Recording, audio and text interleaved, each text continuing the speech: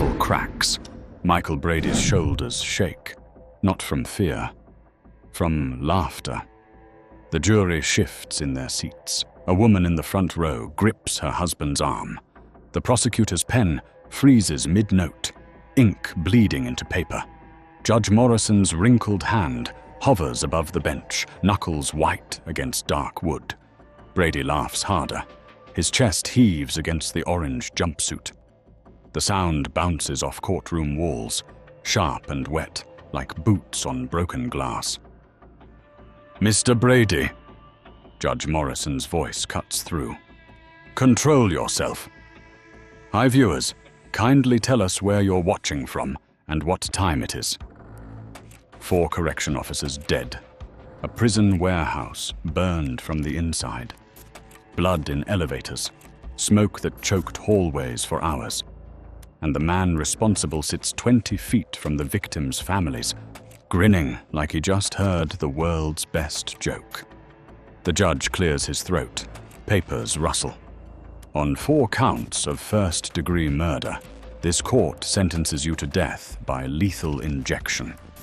The laughter stops. Brady's jaw goes slack. His eyes lock onto the judge. For 3 seconds, nobody breathes. Then his lips curl again, slower this time. He rises from his chair. The guards move toward him, but he's already stepping forward, hands lifting toward his waist. And what happens next makes the entire courtroom freeze in silence. What do you think Brady does when the death sentence drops? Drop your theory below. 2 years earlier, Brady sat in a county holding cell, knees pressed against concrete. His knuckles bled from punching the wall. Again and again, until the skin split and the guards stopped caring. He'd shot at a police officer during a traffic stop, missed by inches. The bullet shattered a windshield instead of a skull. 24 years. That's what the lawyer said. 24 years for a trigger pull that took less than a second. Inmates at Pasquotank Correctional knew his name before he arrived. They knew the story, knew he didn't flinch when officers yelled, didn't blink when doors slammed, just stared straight ahead, jaw tight, eyes tracking every movement in the room. "That one's different," an older inmate muttered to his cellmate. "He's got that look." What look? The kind that don't care if he wakes up tomorrow. Brady never joined card games, never laughed at jokes, never made friends.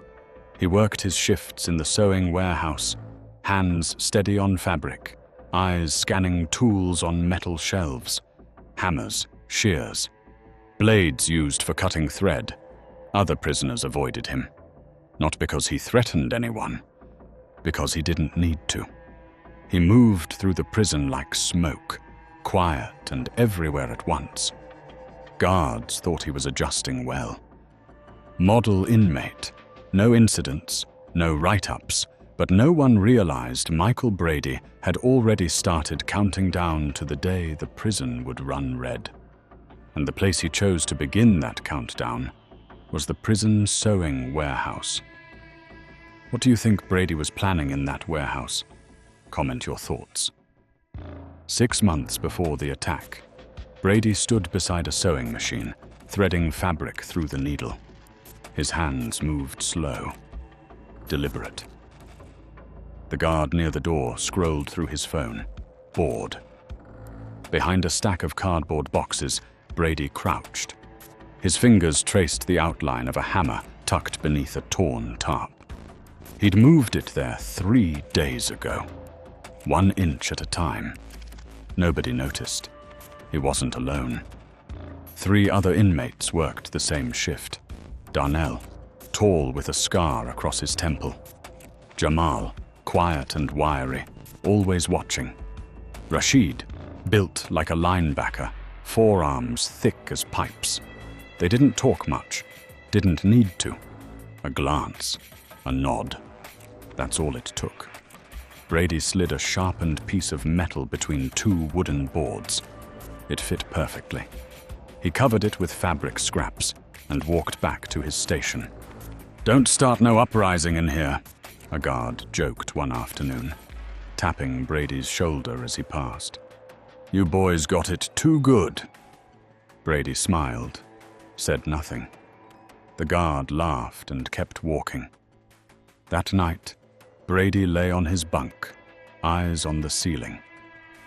He counted the days in his head, counted the tools, counted the exits, counted how many seconds it would take to cross the warehouse floor. Darnell whispered from the bunk below, "You sure about this?" Brady didn't answer right away.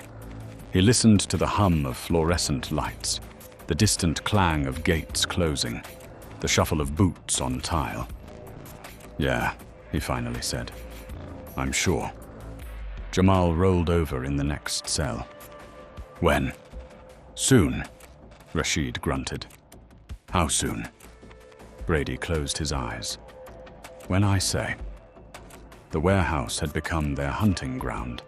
They knew every corner, every blind spot, every moment the guards looked away. They'd been preparing for months, moving pieces into place like chess players who'd memorized the board.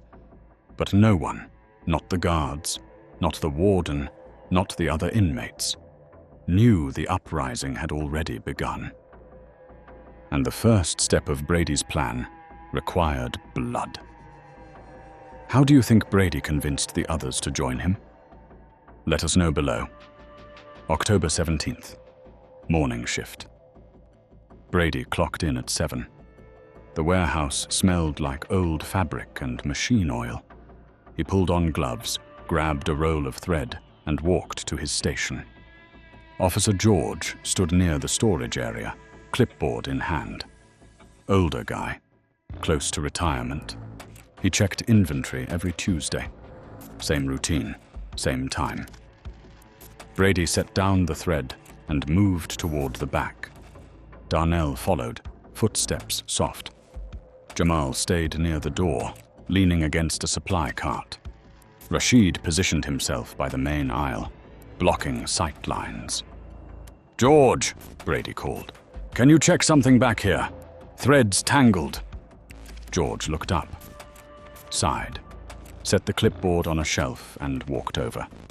Brady led him past rows of stacked boxes, deeper, away from windows, away from cameras. George bent down to inspect the thread spool, his back turned. Brady's hand closed around the hammer. One swing. George's knees buckled. He collapsed forward, head hitting concrete. No scream, just the thud of bone on stone. Darnell grabbed George's legs. They dragged him behind the boxes. Blood spread across the floor, dark and thick. Brady wiped the hammer on a rag and tucked it under his jumpsuit. Jamal's voice carried from the doorway. "Someone's coming." Brady froze. Footsteps approached, light, quick, female. Officer Veronica Darden turned the corner, radio in hand. She scanned the warehouse, eyes landing on Brady. She smiled. "Morning, Michael. Everything all right?" Brady's throat tightened. Darden, the one who brought him extra food trays when he worked late, who asked about his appeals, who never yelled. She walked closer. "You seen George?" Brady's fingers brushed the hammer. Darnell watched from behind the boxes. Jamal tensed by the door. Rashid stepped into the aisle, cutting off her exit. Darden's smile faded. Her hand moved toward her radio. She wasn't supposed to be next, but she walked right into Michael's path. And for the first time in months, Michael felt free. "Do you think Brady will spare her?" "Drop your prediction." Brady moved fast. The hammer swung. Darden's radio hit the floor first, plastic cracking. She stumbled back, hands up, mouth open. No sound came out. Rashid grabbed her from behind. She twisted, tried to scream. but Darnell clamped a hand over her mouth. Her eyes locked onto Brady's, wide, terrified. Pleading. For a split second, he hesitated. His grip loosened. The hammer hung at his side. Darden had been kind. Always. Even when other guards cursed him. Even when he deserved it. But freedom didn't wait for kindness. Jamal appeared with a blade. The motion was quick. Clean. Darden's body went limp. They lowered her behind the boxes, next to George. Blood pooled between fabric rolls. "Light it," Brady said. Darnell pulled a lighter from his pocket. They'd stashed wood and cardboard in the corner weeks ago. Kindling. The flame caught fast. Smoke rose, thick and black, curling toward the ceiling. Alarms didn't sound yet. The fire was small, controlled, just enough to create chaos. Rashid moved to the water line near the wall. He twisted the valve. Water gushed out, flooding the floor. It mixed with blood and ash, turning the warehouse into a slick, murky swamp. They stepped outside. 2 more officers stood near the main corridor, talking. One laughed at something on his phone. The other leaned against the wall, eyes half closed. Brady circled behind them. Silent. The hammer felt heavy now. Familiar. He raised it. The first officer turned. Saw Brady. His expression shifted from confusion to horror in half a heartbeat. Too late. The hammer came down. The officer crumpled. His partner reached for his radio, but Jamal was already there, blade flashing. Both officers hit the ground. Inside the warehouse, smoke filled the rafters. Alarms finally blared. Footsteps pounded in distant hallways. Shouts echoed. Guards rushed toward the noise, boots slipping on the wet floor. Brady stood in the center of it all, breathing hard. Smoke stung his eyes. Water soaked through his jumpsuit. Blood streaked his hands. He looked at Darden's body one more time. Her face, pale and still. The kindness in her eyes, gone. For a split second, he'd considered sparing her. But that single act of mercy is the very thing that will haunt him later. What do you think happens when the guards discover the bodies? Comment your thoughts below. The nurse's shoe skids in something warm. She catches herself against the elevator frame, palm smearing red across the metal. Her breath stops. The floor isn't just wet. It's coated. Wall to wall, thick and dark, pooling under the smoke that hangs like fog. She forces her eyes down. A body. Then another. The radio on her hip crackles with static and someone screaming for backup, but the words don't register. She drops to her knees beside the woman in the corrections uniform, fingers reaching for a pulse at the neck. The skin gives way. Her hand sinks in. Warm. Too warm.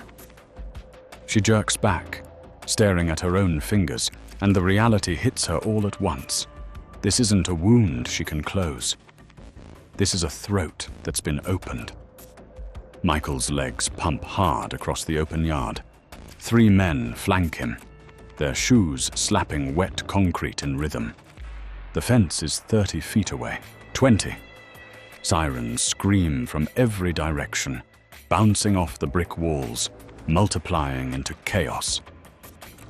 Flashlights cut through the smoke still pouring from the warehouse behind them. He doesn't look back. His lungs burn, his hands still sticky with blood he hasn't wiped off. 10 feet. A voice booms over a loudspeaker. "Freeze, get down, hand up to..." Up. But he doesn't stop. He reaches the chain link and starts climbing. His fingers curl through the metal, pulling his weight up one link at a time. Below him, boots thunder closer. A hand grabs his ankle. He kicks down hard, feels the crunch of contact, keeps climbing. Then a second hand, a third. They yank him backward, and he falls, crashing into the dirt with 3 officers on top of him. He doesn't fight. He smiles. They wanted him alive. That wasn't the plan. The interrogation room smells like bleach and old coffee. Michael sits across from the detective, hands cuffed to the table, head tilted slightly like he's enjoying a casual conversation. The detective slides a photo across the metal surface. Officer Darden, smiling in her uniform at some family cookout. Michael's eyes lock on it. His jaw tightens. For the first time since they brought him in, something shifts in his face. He blinks hard, twice, then looks away. The detective leans forward. "You knew her?" Michael nods, slow. "She never treated me like I was nothing." His voice cracks, just barely, but enough to notice. "She brought me books, asked how I was doing." He drags his cuffed hands across his face, wiping at his eyes with the heel of his palm. "I didn't want it to be her." The detective stays quiet, letting him sit in it. Then Michael straightens, locks his expression back down, and his tone goes flat again. "But it was always going to be someone." The courtroom is packed, every seat filled, standing room only in the back. Michael sits at the defense table in an orange jumpsuit, hands folded, staring straight ahead at nothing. The prosecutor stands at the podium, reading from a report in a voice meant to be steady, but cracking at the edges. Officer Darden's injuries were so severe that emergency personnel were unable to establish an airway. The responding nurse stated her fingers went into the wound. A woman in the second row sobs into her hands. Michael's mouth twitches. Not a grimace, not regret. A smile. Small at first, just the corners pulling up, then wider. Someone in the gallery notices, then another. Whispers ripple through the rows. The prosecutor pauses mid-sentence, staring at him. Michael doesn't stop. He leans back in his chair and lets out a low chuckle, the kind that starts in the chest and bubbles up. The judge slams the gavel. "Order." But Michael keeps going, shoulders shaking now, teeth showing. It's not madness, it's satisfaction. The judge's voice cuts through the silence like a blade. "Michael Jerome Brady, you are hereby sentenced to death by lethal injection." The gallery erupts, cheers, sobs, shouts all crashing together into noise. Michael doesn't react. He just sits there, hands still folded, face blank now, the smile gone. 2 officers step forward to escort him out. He stands slowly, lets them take his arms, and turns towards the gallery. His eyes scan the rows of faces, victims' families, reporters, strangers who came to watch justice happen. Then he stops walking. The officers tug at his arms, but he plants his feet, resisting just enough to make them pause. He looks directly at the row of uniformed officers stationed along the wall. His voice is low but clear. "Do it now." One officer's hand moves toward his holster. Another steps forward. But Michael lunges, jerking his body toward them, forcing them to react. They slam him to the ground, 3 officers pinning him down while the courtroom explodes into chaos. He's laughing again, face pressed into the tile, cuffed hands twisted behind his back.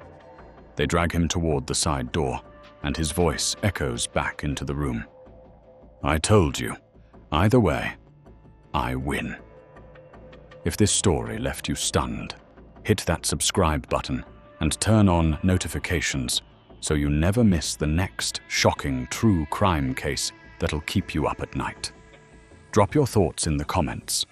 Do you think justice was really served? Share this video with someone who needs to hear this story. More jaw-dropping cases coming soon.